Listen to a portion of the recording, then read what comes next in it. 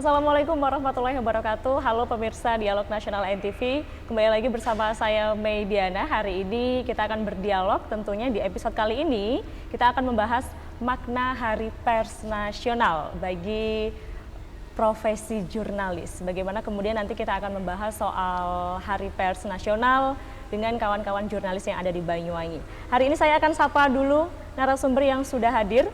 Ketua PWI Banyuwangi, Bapak Syaifuddin Mahmud. Pak Aib, apa kabar?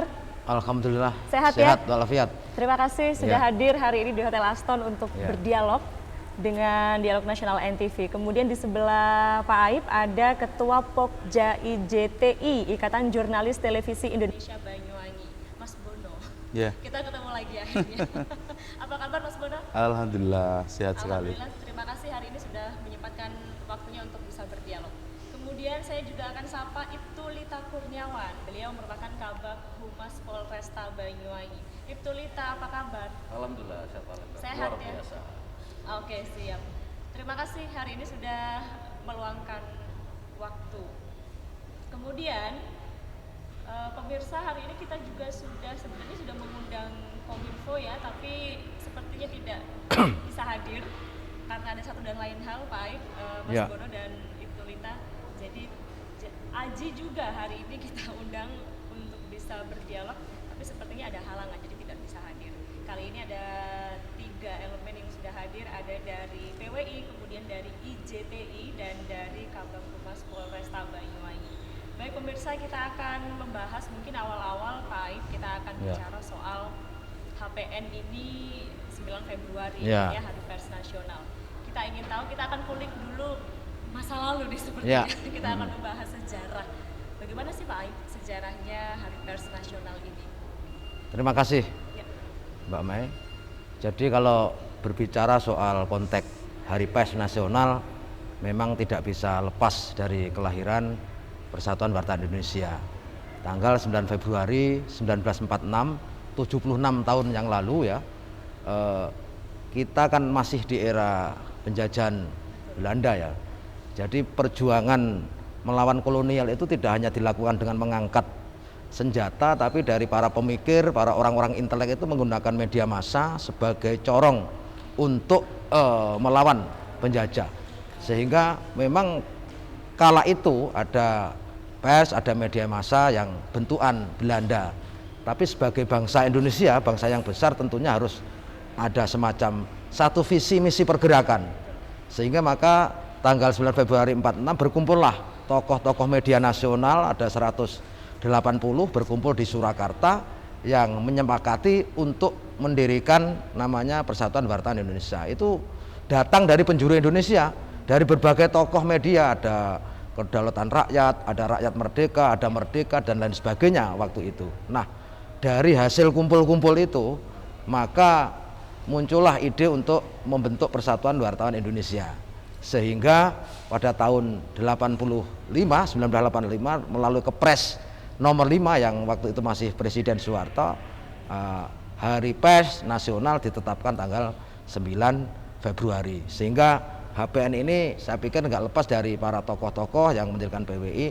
Toh pada akhirnya ada kontroversial kelahiran PWI itu nggak masalah, karena memang asosiasi profesi wartawan di Indonesia itu kan ada 4 yang diakui oleh Dewan Pers, ada PWI, ada IJTI, ada AJI, dan yang baru adalah Pewarta Foto Indonesia.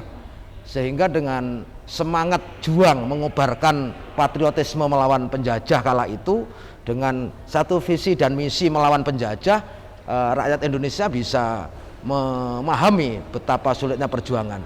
Sehingga peran media waktu itu membentuk opini kepada rakyat Indonesia, ini loh sejatinya kolonial itu merugikan kita. Sehingga perlawanan-perlawanan lewat tulisan-tulisan di media waktu itu bisa mempengaruhi, sehingga satu semangat untuk melawan penjajahan. Nah, seiring perjalanan sejarah ini maka ditetapkan 9 Februari sebagai Hari Pers Nasional, yang hari ini besok ya insya Allah diperingati yang ke-76, ditempatkan di Kendari di Sulawesi sana. Sehingga rangkaian-rangkaian kegiatan itu sudah dilakukan. Hari ini ada konvensi media massa yang menghadirkan banyak tokoh-tokoh pers nasional, pemilik media, ada Pak Khairul Tanjung, ada CEO Kumparan, ada media-media, ada Kompas juga tadi saya ngikuti dari awal, sehingga yang dibicarakan dalam konteks kekinian ini adalah bagaimana menghadapi disruption era digital.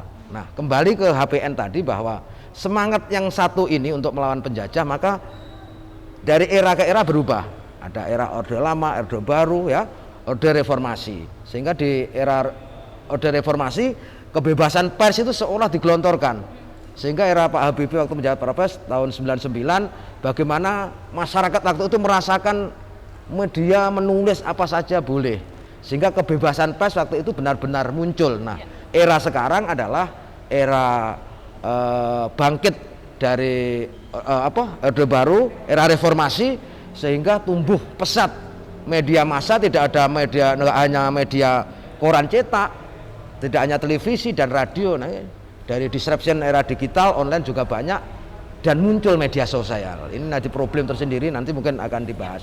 Jadi menurut kami sebagai PWI, bahwa kelahiran HPN yang diperingati 9 Februari itu nggak usah dipertentangkan menurut saya. Ya, dilakoni itu saja. Yang tidak setuju ya silahkan, aspirasi itu disampaikan ke Dewan Pers, sehingga akan diputuskan apakah HPN nanti diperingati 9 Februari atau berubah. Ya, keputusan ada di Dewan Pers. Begitu gambaran umumnya, Mbak Mei. Jadi kalau dulu di zaman penjajahan begitu ya, Iya. Pak Aib ya, Ya, peperangannya tidak hanya dengan senjata, fisik ya, tidak hanya fisik tapi ya. juga kemudian melalui tulisan juga Iya. perangnya begitu Iya. ya, Pak Aib. Kemudian tadi menarik, banyak ternyata juga pro dan kontra soal Iya. Hari Pers Nasional ini gitu ya. Iya. Pak Aib bilang tadi bukan waktunya untuk mempeributkan Iya. itu gitu ya, Iya. bukan lagi untuk diperdebatkan Betul. seperti itu. Iya. Kemudian 9 Februari ini yang mendasari HPN ditetapkan pada tanggal 9 Februari itu adalah ketika seluruh wartawan di Indonesia ini kumpul di Iya, kota tadi, Pak. betul. Jadi ada semacam konferensi di Padang, Sumatera Barat. Waktu itu juga kumpul-kumpul tokoh pers, sehingga menyampaikan keputusan, disampaikan kepada pemerintah ya, lewat Dewan Pers waktu itu ya, sehingga sama pemerintah direspon positif, sehingga Presiden Soeharto waktu itu menetapkan lewat keputusan Presiden nomor 5 1985, menetapkan 9 Februari sebagai Hari Pers Nasional sampai saat ini begitu. Sampai hari ini. Sampai hari ini. Oke. Mas Bono, ini juga ingin tahu juga nih dari IJTI soal yang mendasari HPN ditetapkan pada tanggal 9 Februari. Ada gambaran juga dari Mas Bono, seperti apa? Kalau dari kita IJTI mungkin terkait Hari Pers Indonesia itu lebih ke arah semangat. Semangat sebagai insan jurnalis dengan mendasari fakta sejarah bagaimana jurnalis di era perjuangan disesuaikan dengan jurnalis, pergerakan jurnalis hari ini. Bahwasanya jurnalis itu bukan hanya melulu melakukan pemberitaan dan lain sebagainya, tetapi juga lebih memiliki peran dalam pemberdayaan kepada masyarakat, mencerdaskan di luar pemberitaan dan lain sebagainya. Jadi jurnalis itu hadir di tengah masyarakat sebagai sosok yang memberikan edukasi, intinya sebagai sosok intelektual di tengah masyarakat yang memberikan optimisme, semangat, dan juga mampu memberikan sebuah inovasi dan sebuah pemikiran-pemikiran baru kepada masyarakat yang membawa bangsa ini menjadi lebih baik dan lebih maju ke depan, seperti itu, Bu. Kalau bertanya soal yang trigger gitu Mas Bono, apa sih yang kemudian tujuan dari HPN dibentuk itu, selain tadi mungkin yang sudah sedikit dijelaskan Pak Aib, apa tujuan dari Hari Pers Nasional itu dibentuk?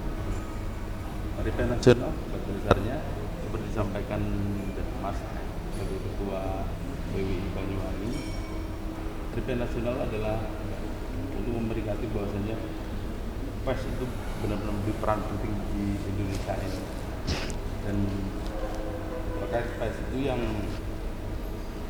seperti disampaikan Mas Arif, itu ya PWI yang pertama kali itu berdiri. Kalau kita menyebut PWI ini saudara tua, Ya. kita Sudah sangat senior begitu ya? saudara tua kita di jalan. Oke, siap.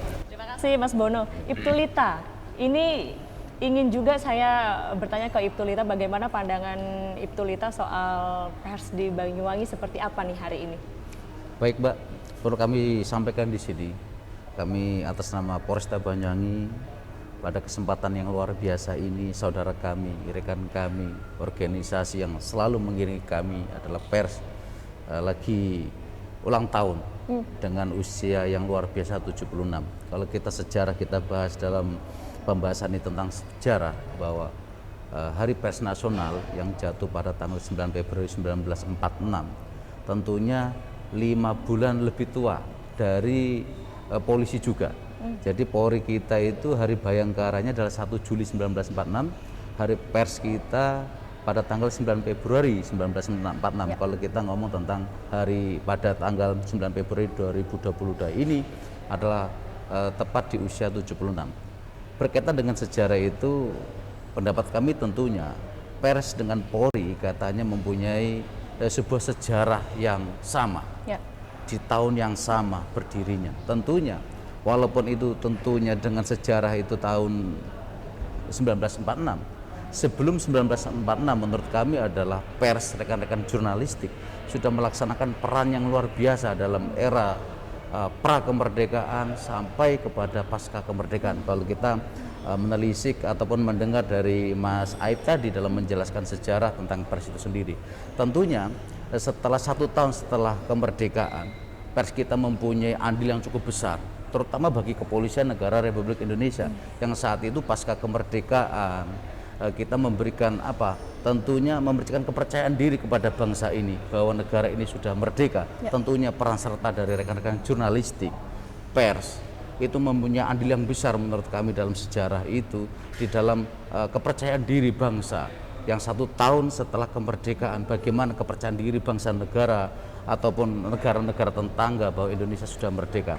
Tentunya sama Mas Bono tadi dijelaskan bahwa di dalam tema kali ini, di dalam perayaan pers kali ini adalah semangat dan semangat itu sendiri. Tentunya kami sebagai atas nama Kepolisian Negara Republik Indonesia dalam kaitannya dengan Polresta Banyuwangi mempunyai sinergitas yang luar biasa. Kalau kita mau ngomong sejarah, kita sudah di usia 76, tentunya di era siapapun pers tetap menjadi peran penting dalam segala lini. Tentunya hal ini tidak luput adalah Kepolisian Negara Republik Indonesia.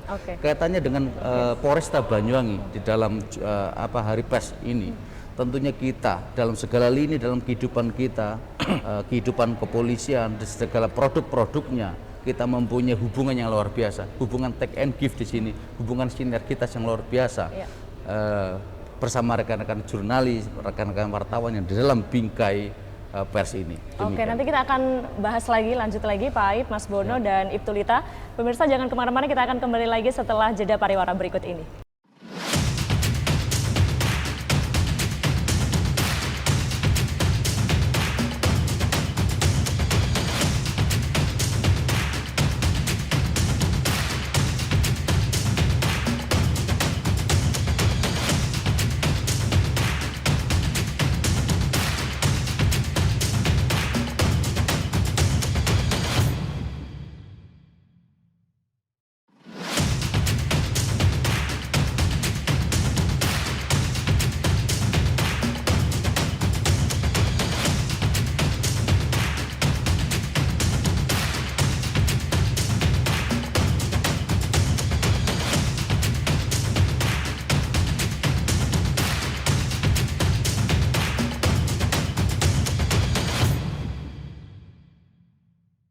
Ya pemirsa, Anda masih menyaksikan Dialog Nasional NTV. Kita masih membahas soal Hari Pers Nasional bagi para profesi jurnalis yang khususnya ada di Banyuwangi.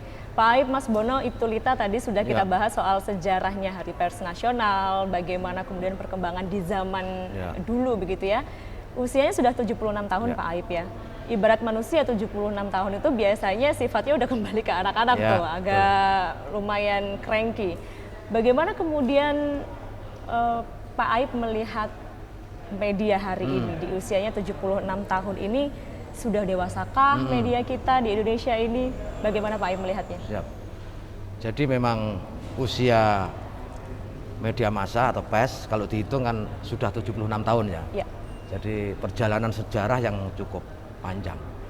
Tapi kalau kita bicara soal kedewasaan media massa saat ini, maka kelebihannya juga ada, kekurangannya juga ada. Kelebihannya dari regenerasi memunculkan era digitalisasi yang kita rasakan hari ini.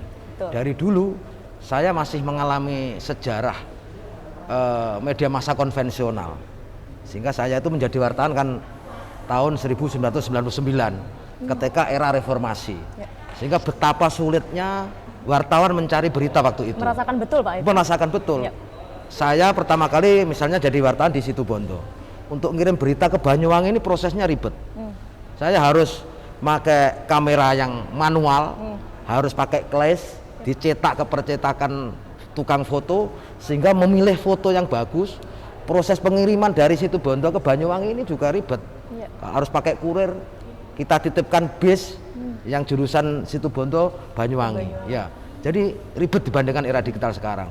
Belum lagi ngetiknya bagaimana ngirimnya. Kalau sekarang kan ngirim pakai ponsel, dikirim ke redaksinya, langsung jadi berita. Dulu enggak, dulu masih diketik ya.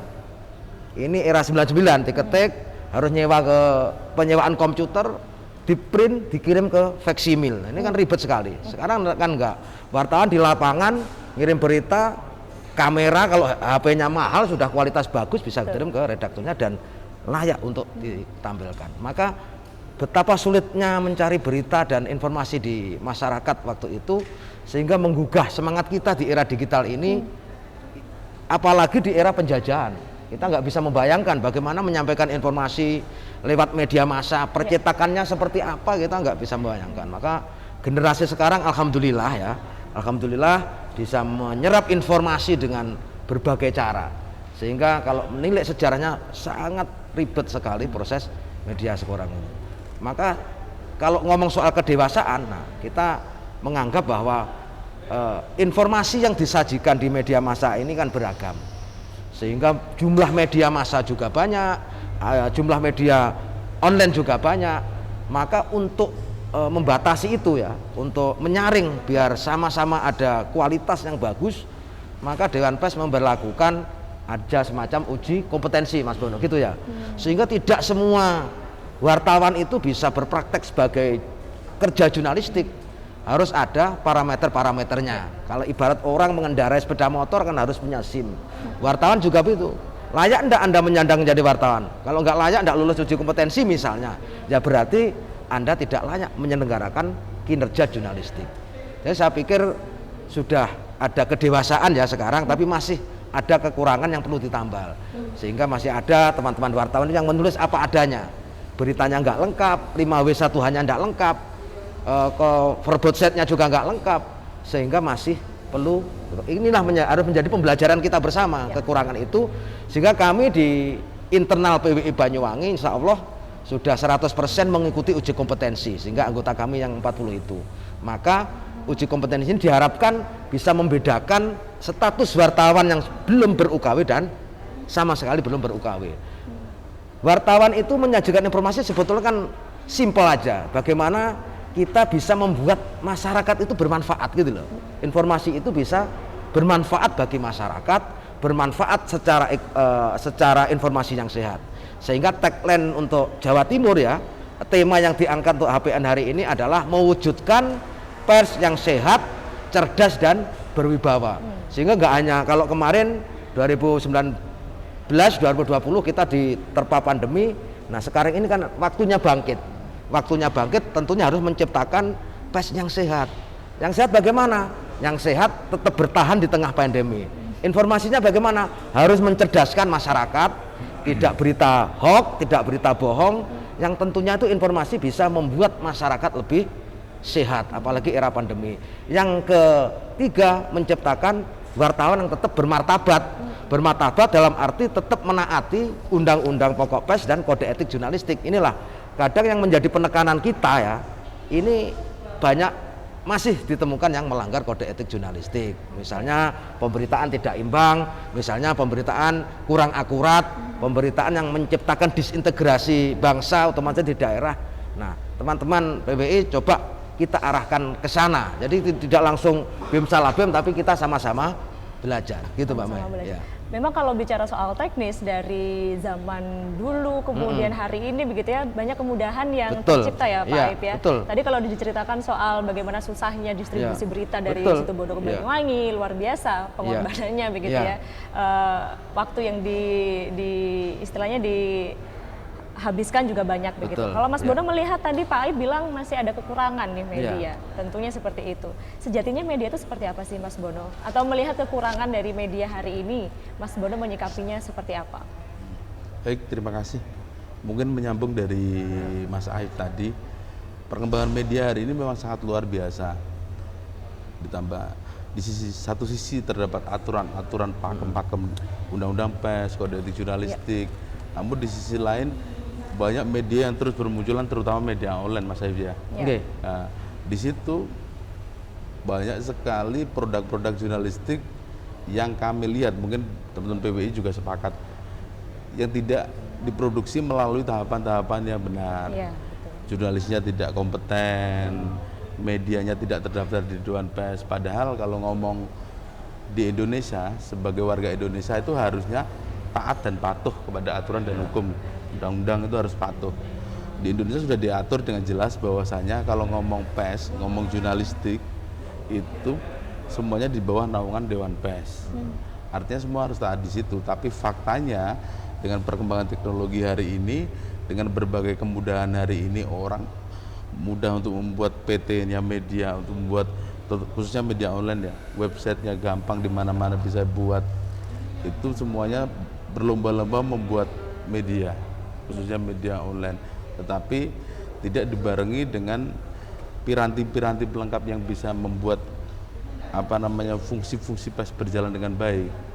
Betul. Kan pers itu kan memiliki 5 fungsi Pak Ibu. Ya, betul. Nah, 5 fungsi seperti edukasi, hiburan, ekonomi, Kontrol sosial. dan lain sebagainya. Itu harusnya jalan. Dan yang faktanya hari ini itu justru banyak yang, mohon maaf, mungkin banyak dibuat main-main Pak Ayu ya. Ya. Dibuat kepentingan tertentu yang itu justru banyak merusak citra kita. Mungkin Pak Aif sama dengan saya. Kalau saya kan dari desa Pak Aif. Kalau saya pulang ke kampung, kadang kalau saya dibilang ngaku disebut jurnalis, kadang gimana gitu. Ya. Karena di komunitas kami kan minoritas nih jurnalis ini. Banyak bermunculan jurnalis-jurnalis baru yang punya ID card dan lain, bukan ID card aja. Ya. Dan itu yang banyak sekali membuat citra kami, bahkan hubungan kami kadang dengan instansi-instansi itu sedikit terganggu gara-gara kemunculan mereka itu, karena mereka bekerja sebagai jurnalis tetapi tidak melalui aturan-aturan yang berlaku. Seperti itu.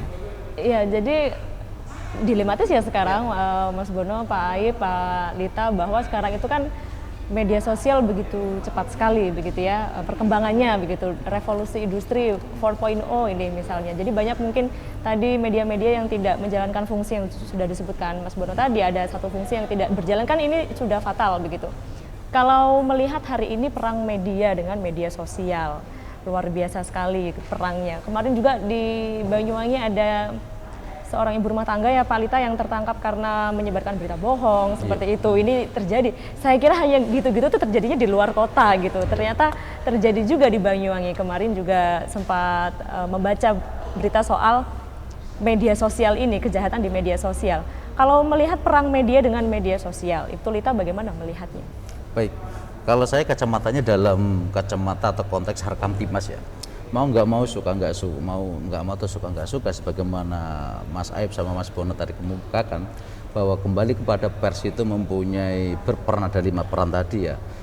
Pers berfungsi sebagai memberikan informasi, sebagai sarana media pendidikan, hiburan, sebagai kontrol sosial, dan sebagai perekonomian gitu kan.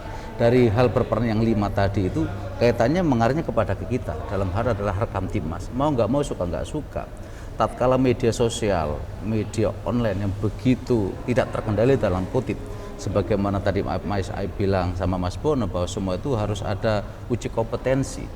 Tatkala uji kompetensi, saya sepakat bahwa uji kompetensi inilah benar-benar orang yang berkompeten untuk melakukan produk-produk jurnalistik, sehingga ada perbandingan, pembandingan aja, ada faktual di sini. Mengarahnya apa? Tatkala pemberitaannya adalah pembanding, ada pembandingan, ada faktual, ada segala macam yang berkaitan dengan uji pemberitaan yang akurat. Tentunya efeknya dari kepada Harkamtibmas. Pendewasaan hal inilah semuanya itu pendewasaan masyarakat. Karena masyarakat itu taunya adalah membaca, menerima informasi, menerima berita tanpa harus tahu berita itu dari mana. Ini wartawan, tanda kutip wartawan siapa, mempunyai uji kompetensi apa enggak, kredibel apa enggak. Masyarakat taunya bahwa itu adalah sebuah berita. Efeknya kepada Harkamtibmas. Dalam kacamata kami adalah kacamata kepolisian, kacamata Polresta Banyuwangi dalam membangun sebuah memelihara keamanan ketertiban masyarakat. Peran serta lagi-lagi peran serta media yang notabene media yang kami harapkan adalah mainstream, media yang mempunyai kapasitas, kapabilitas, mempunyai kepercayaan yang luar biasa. Ini cukup harus bisa menjawab tantangan itu semua di tengah kita nggak bisa membatasi orang sekarang begitu susahnya tanda kutip di era digitalisasi ini, siapapun bisa untuk membentuk sebuah media online gitu ya Mas Aif ya, dengan begitu mudahnya, tetapi dengan tanpa adanya uji kompetensi mereka liar tanda kutip. Ujung-ujung apa? Faktual tidak ada, uji kompetensi tidak ada. Ujungnya apa? Di dalam pemberitaan itu pun sangat menurut kami mempengaruhi dari Harkamtibmas itu semua.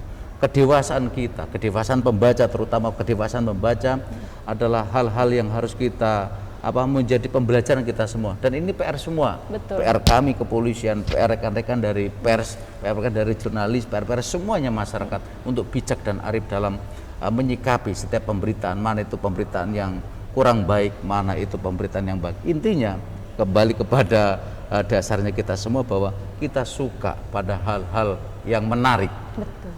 Padahal hal yang menarik belum tentu kebenarannya itu. Saya kira itu memerlukan kedewasaan kita semuanya. Ada bijak dalam bersosial media, kuncinya seperti itu ya. Pak Aib, tentu ada perbedaan karakter media sosial dengan media massa, media cetak seperti itu ya. Melihat kecepatan informasi hari ini luar biasa media sosial. Melihat itu Pak Aib, karakternya yang berbeda itu apa sih dari media sosial dengan media massa lainnya begitu? Oke, Pak Mai. Jadi harus bisa dibedakan masyarakat. Masyarakat harus bisa membedakan mana ini produk jurnalistik, media massa atau pers, mana ini media sosial. Kita akui media sosial manfaatnya juga banyak. Orang jual produk lewat medsos cepat. Betul. Ya, daripada konvensional. Tapi ini kalau ngomong soal media massa atau jurnalistik, maka harus dibedakan. Media massa seperti media saya, media Mas Bono, itu kantornya jelas.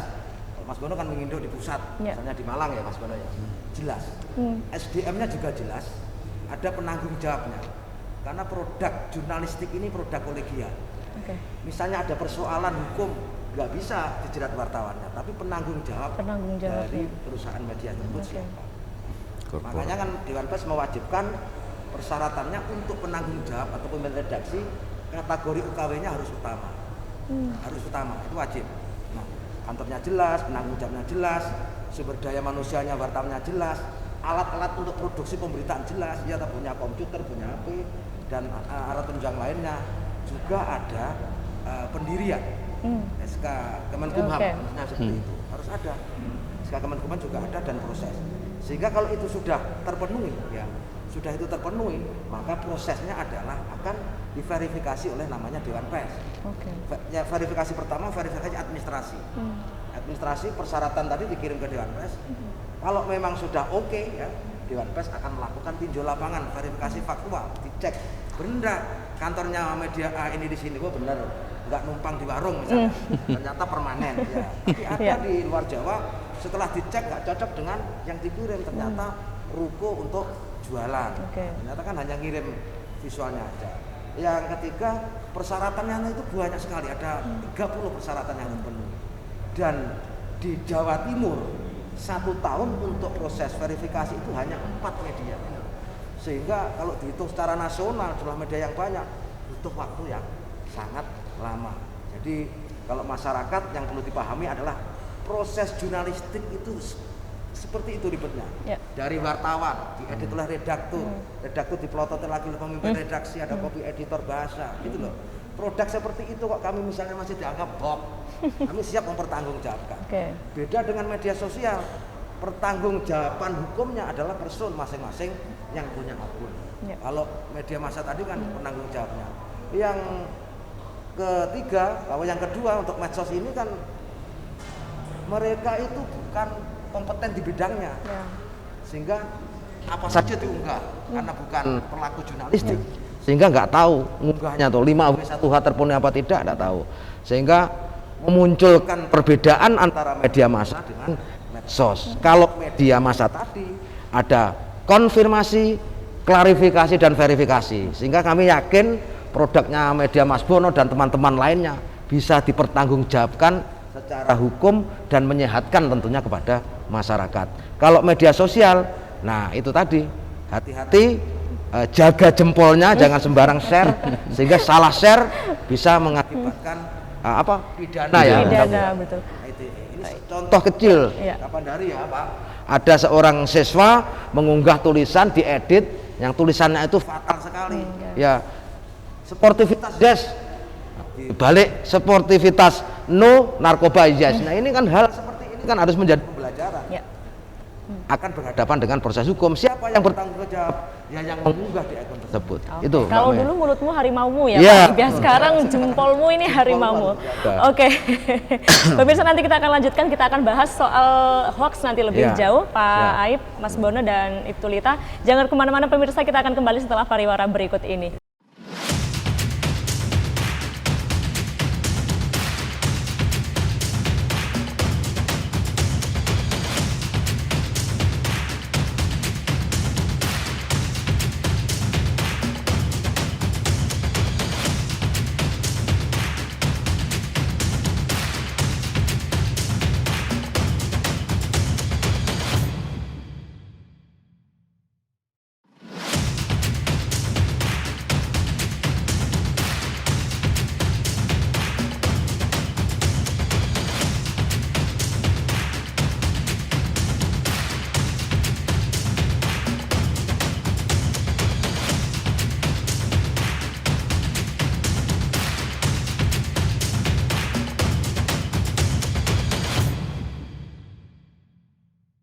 Pemirsa, Anda masih menyaksikan Dialog Nasional NTV. Kita masih membahas soal Hari Pers Nasional seputar pers.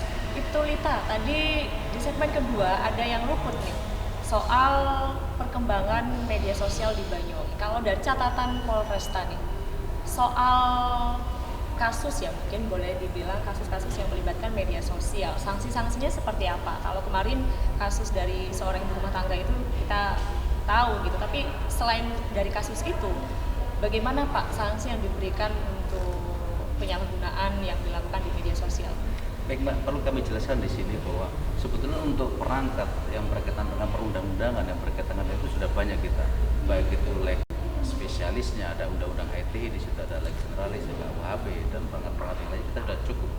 Nah, tinggal menurut kami adalah beberapa kasus juga kita pernah tangani sampai tuntas gitu kan, yang berkaitan dengan hoax, yang berkaitan dengan hate speech, yang berkaitan dengan kekerasan di media sosial, atau yang berkaitan kegiatan di media sosial, kekerasan yang diunggah melalui media sosial dan segala macam. Nah, beberapa hal sudah kita tangani. Akan tetapi yang lebih kepada perangkat untuk perundang-undangan sudah lengkap, sudah cukup lah kita kan. Terus kita sudah oke dalam rangka hukum. Tinggal dalam era 4.0 tadi yang istilahnya era digitalisasi adalah peran kita dalam menyadarkan masyarakat akan pendewasaan tentang sadar penggunaan media online, media sosial, itu yang harus kita kedepankan. Lagi-lagi bahwa bukan istilahnya kita bisa melakukan penegakan hukum tanpa adanya sosialisasi, tanpa adanya pendewasaan diri dari siapa, dari semuanya, untuk memberikan pemahaman kepada masyarakat tentang anak-anak kita. Karena menurut mereka, tanda kutip generasi muda, adik-adik kita atau orang dewasa juga, dia melakukan sebuah kesalahan, melakukan sebuah tindak pidana tanda kutip, tetapi dia tidak sadar bahwa yang dilakukan itu adalah termasuk yang tidak diperbolehkan menurut perangkat perundang-undangan itu. Seperti tadi Mas Aib bilang bahwa salah membolak-balikan kalimat tadi dari sportivitas kepada narkotika seperti di sweet gitu kan. Itu kan bagi mereka itu akan menjadi sebuah guyonan awalnya, tanpa harus berpikir bahwa ada efeknya tatkala itu diunggah.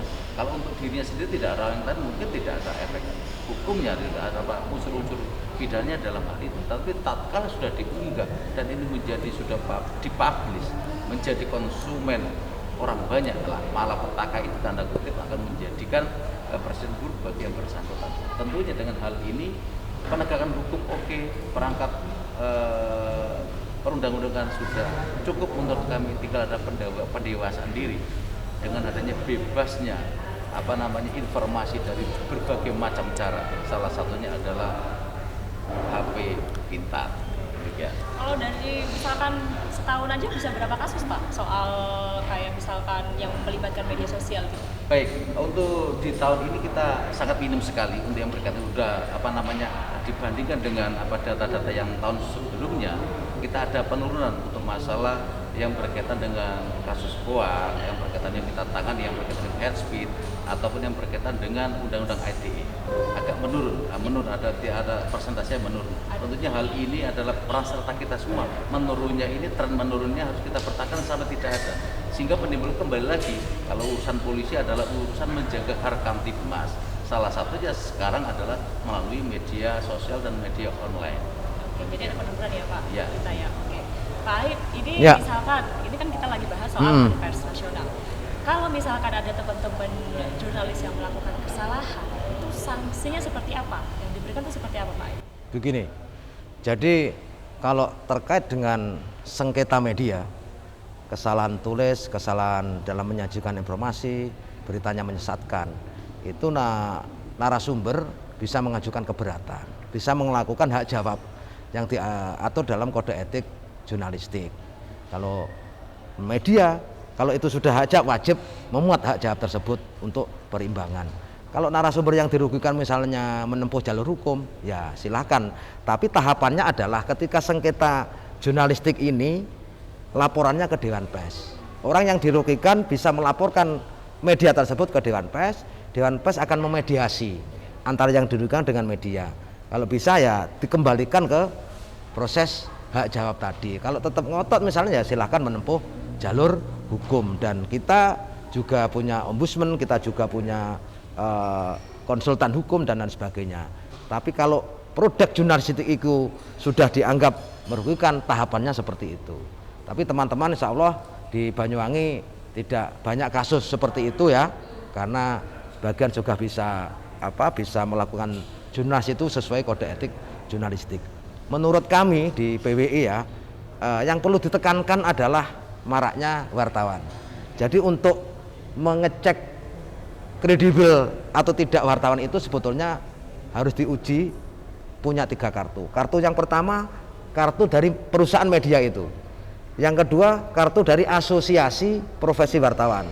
Nah, saya misalnya di Radar Banyuwangi, saya punya kartu ID card Radar Banyuwangi, saya punya kartu anggota PWI. Yang ketiga, kartu anggota yang sudah lolos uji kompetensi tadi. Jadi 3. Mas Bono juga sudah punya itu. Sehingga ketika narasumber menanyakan, berhak menanyakan misalnya apa dari media apa, media A, mana apa ada kartu ID card-nya, ada asosiasi profesinya, tunjukkan 3-tiganya langsung. Saya pikir ini untuk menyadarkan masyarakat, karena keluhan yang terjadi di masyarakat sampai pelosok pedesaan hari ini adalah maraknya wartawan yang diduga melakukan praktek-praktek pelanggaran kode etik jurnalistik. Mereka tidak mencari informasi untuk masyarakat, tapi ada visi dan misi lain dalam menjalankan tugas di lapangan, sehingga kesan di masyarakat maraknya wartawan itu dimanfaatkan oleh oknum-oknum yang tidak bertanggung jawab, yang ujung-ujungnya tidak mencari informasi di lapangan, ujungnya untuk kepentingan pribadi. Kalau ada pelanggaran seperti itu, wartawan melakukan tindak pidana, ya diproses secara pidana, diputus dan bisa diberhentikan dari perusahaan tersebut, karena ini masuk kategori pelanggaran berat pidana. Misalnya wartawan memeras, ditangkap, diproses, Nah, ya dipecat dari perusahaannya. Yang terjadi seperti itu. Karena ini menyangkut pelanggaran pribadi. Kalau sengketa pemberitaan kembalikan ke Dewan Pers. Alhamdulillah belum ya ada, tapi semuanya bisa terselesaikan di Banyuwangi pada tahun-tahun yang lalu. Jadi sanksinya Gitu. jelas ya? Jelas. Kalau pelanggaran pidana pecat, berhentikan dengan tidak hormat. Oke. Ya. Nah, kalau Mas Bono, kalau dari IJTI biasanya bentuknya seperti apa tuh pelanggarannya?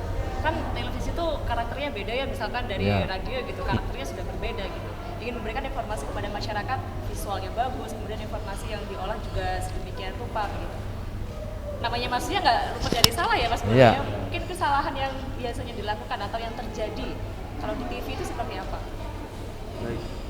Pada dasarnya kalau produk jurnalistik baik cetak, online maupun televisi, kesalahannya itu satu alur lah. Kesalahan data atau mungkin jurnalisnya nggak kompeten, akhirnya memainkan sebuah opini dan lain sebagainya seperti itu. Makanya dalam meminimalisir semua itu kita selalu seringkali mengadakan diskusi terkait kode jurnalistik, dan memang hal kondisi seperti ini sebenarnya bukan mengarah ke, insya Allah bukan mengarah ke organisasi pers yang ada, malah di akun Dewan Pers insya Allah tidak, tetapi di luar itu yang hari ini cukup marak di lapangan. Ada yang ini rata-rata media online Mas Ibu. Ya. Itu yang bermunculan yang tidak, mereka jurnalisnya tidak mengikuti uji kompetensi, medianya tidak terdata di Dewan Pers. Nah, itu yang banyak menjadikan permasalahan dan tanda kutip banyak mencederai citra dari profesi kami di jurnalistik ini. Maka untuk meminimalisir itu semua, kita beberapa kali mengadakan diskusi kehumasan baik dengan kepala desa, Ya. guru-guru sekolah, tentang bagaimana cara saat mereka mendapatkan tamu dari jurnalis itu apa, kita kasih penjelasan untuk agar mereka tidak lagi menjadi bulan-bulanan lah. Bahasa kami mungkin bulan-bulanan, Ya. karena kenapa kita memakai bahasa bulan-bulanan? Karena saat kita melakukan diskusi kehumasan, cerita mereka itu sampai sering tidak Ya. setiap hari. Sama. Kalau seminggu sekali mungkin bulan aja Pak. Ya. Karena setiap hari akhirnya bulan. Seperti itu.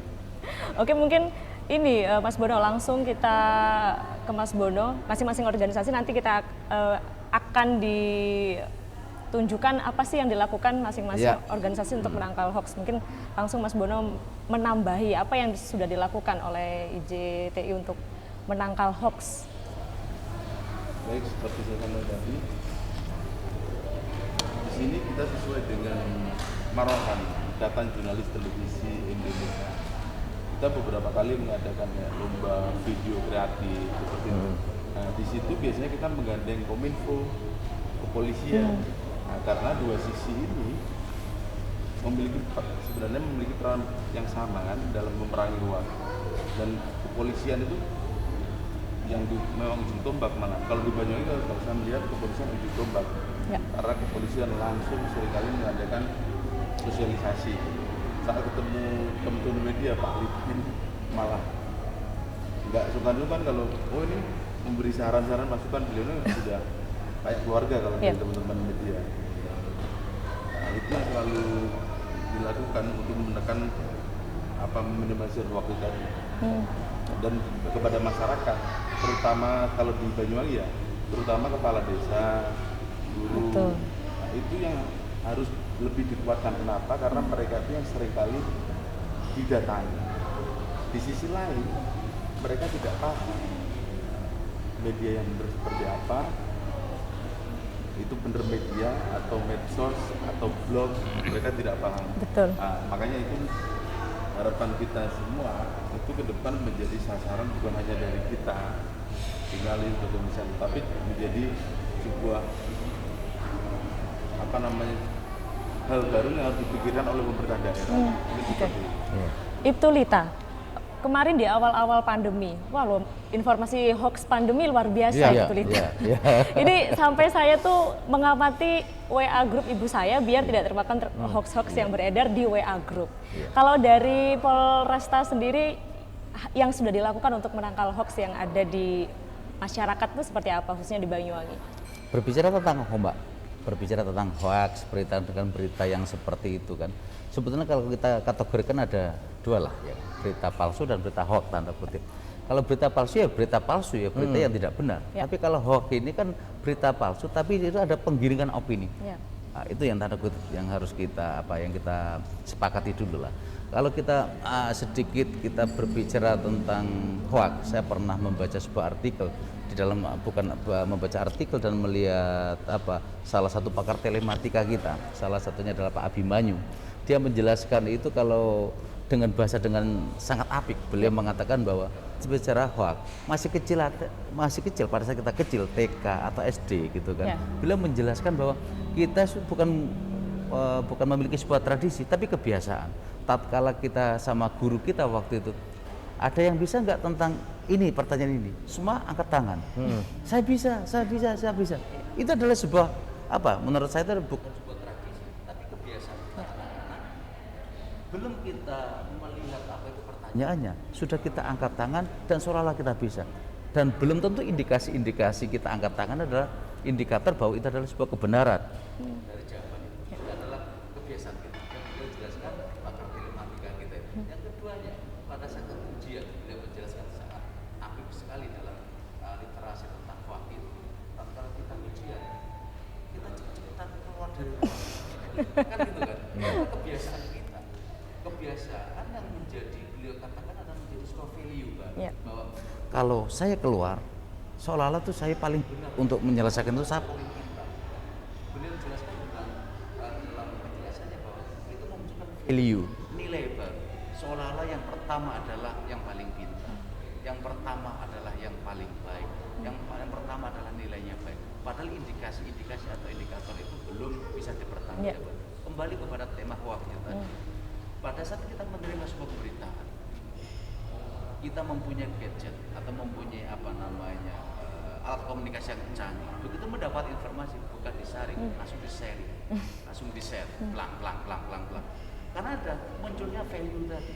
Kalau saya yang share pertama, indikasinya ada nilai tersendiri bagi saya. Saya merasa paling pintar, saya merasa paling modern, saya merasa paling mempunyai jaringan yang luas. Anggapan-anggapan inilah yang harus menjadi PR kita bersama. Kaitannya kemarin tentang Mbak tadi tentang COVID-19 yang kaitannya peredaran cukup marak ya, pemberitaan tentang vaksin, COVID segala macam. Kembali kepada kita semua bahwa kita berikan penjelasan kepada masyarakat. Kita door to door, kita ke sekolah-sekolah, kita sangat ke sekolah, ke desa-desa untuk memberikan sosialisasi cuma satu. Jangan percaya kepada media-media yang tidak bisa dipertanggungjawabkan. Itu aja kita. Karena kemana kita kembalinya? Tatkala itu ada pemberitaan, tatkala ada informasi, yang munculnya informasi itu dari media online, media sosial. Kita sosialnya cuma sederhana. Baca media dari mana, baca informasi dari mana, dan cari tahu kebenarannya melalui media-media yang bisa dipertanggungjawabkan. Siap. Institusi yang bisa dipertanggungjawabkan salah satunya adalah kami. Siap. Nanti kita akan dengar pendapatnya Pak Aib di segmen selanjutnya. Pemirsa jangan kemana-mana, kita akan kembali setelah jeda pariwara berikut ini.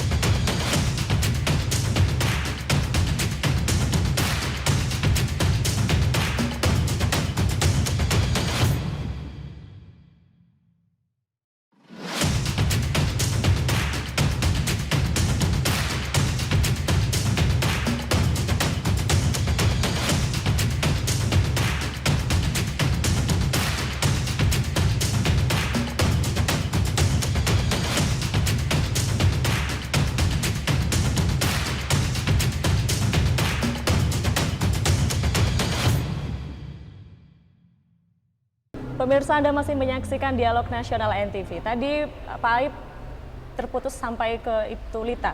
Kalau Pak Aib dari PWI Banyuwangi melihat kemudian apa yang dilakukan di PWI untuk menangkal hoax. Kita tidak pungkiri hoax soal vaksin luar biasa sekali, katanya vaksin mengandung chip yang ditanamkan ke tubuh manusia. Ini kan satu informasi yang menyesatkan begitu ya, Mas Ya. Aib ya.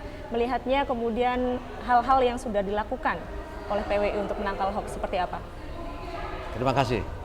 Jadi teman-teman PWI kemarin salah satu cara untuk memberikan pemahaman pada masyarakat untuk membedakan mana berita itu hoax dan berita bisa dipertanggungjawabkan, kami menggandeng Kodim 0825 Banyuwangi dengan Dinas Pendidikan Jawa Timur di Banyuwangi dengan mengundang perwakilan sekolah SMA SMK.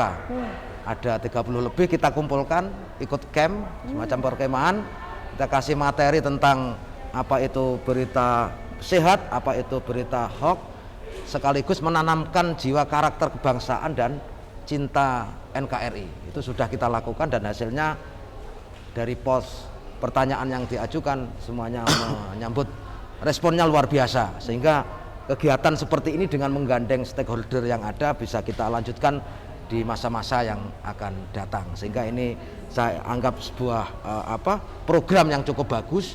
Minimal kita bisa mengajak anak-anak muda, anak milenial itu untuk bisa memahami informasi yang sehat. Yang kedua, kapan hari Dewan Pers perwakilan Pak Agus Yudhoyono antar lembaga datang ke Banyuwangi, kami sondingkan dengan PWI untuk melakukan sosialisasi tentang jurnalistik, kewartawanan, informasi sehat dengan mengundang hadirkan sejumlah kepala desa di Banyuwangi Selatan, tempatnya di Balai Desa Pelampang Rejo. Responnya luar biasa, sehingga kepala desa keluhannya sama tadi disampaikan, keberadaan banyaknya wartawan di lapangan, apa yang harus dilakukan masyarakat menghadapi maraknya wartawan. Karena yang ngomong orang Dewan Pers aslinya yang dari Jakarta, sehingga mereka puas dengan jawaban itu.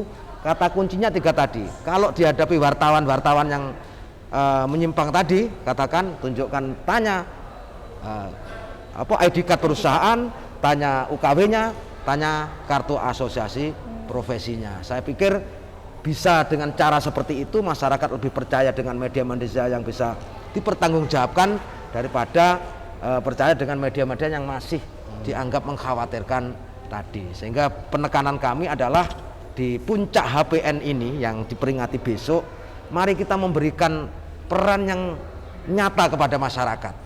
PWI juga besok itu melakukan vaksinasi booster ketiga dengan mengundang masyarakat di kantor PWI di Taman Belambangan sana, sehingga kita mencoba memberikan contoh real ke masyarakat. Tidak hanya bicara soal teori dan ini loh jurnalistik, tapi bagaimana kita memberikan manfaat kepada masyarakat. Kalau itu menyangkut COVID, ya jangan membuat berita yang menakut-nakuti masyarakat sehingga imunitasnya turun. Yang terpenting membangun optimistis di masyarakat itu menghadapi pandemi COVID-19. Caranya seperti apa? Caranya ya karena kita orang media yang membuat berita yang dianggap bisa membangkitkan semangat menghadapi COVID-19. Itu Mbak Maya barangkali yang bisa. Oke, siap. Ya. Mas Bono, closing statement untuk Hari Pers Nasional di tahun ini. Harapannya untuk pers hari ini dan kedepannya seperti apa? Baik, kalau menurut kami Hari Pers Nasional itu kalau bagi IJTI lebih diarahkan kepada semangatnya, semangat bagaimana perjuangan para tokoh-tokoh pers di era perebutan kemerdekaan hingga mengisi kemerdekaan hari ini. Intinya seperti apa yang disampaikan Mas Aib, pers itu bukan hanya menyampaikan informasi, karena fungsi pers bukan hanya itu, banyak fungsi-fungsi yang lain. Tapi pers sebagai insan, pers harus juga bisa memberi peran yang konkret kepada masyarakat seperti vaksin booster seperti tadi. Ya, mungkin itu saja dari kami. Oke, terima kasih Mas Bono. Ibtu Lita, harapannya untuk Hari Pers Nasional tahun ini. Closing statement pada kesempatan hari ini adalah sinergitas pers Polri harga mati. Luar biasa, tepuk tangan dulu.